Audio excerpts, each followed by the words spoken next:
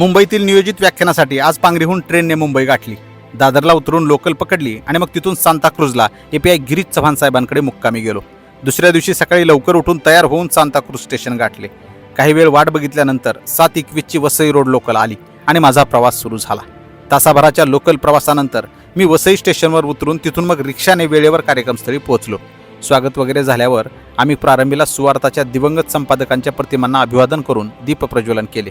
त्यानंतर father doctor Anil Pereira आणि father Francis Correia यांसमवेत माटिल्डा डिसिल्वा यांच्या कासव येती घरा या पुस्तकाचे प्रकाशन केले व आयोजकांचा सत्कार स्वीकारून मी माझ्या व्याख्यानास सुरुवात केली.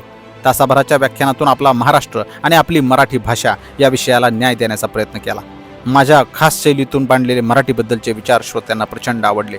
ज्यावेळेस दोन मराठी भाषिक एकत्र येतात आणि तेव्हा इतर भाषेत संवाद साधत असतात त्यावेळेस आपली मराठी भाषा आत्महत्या करत असते.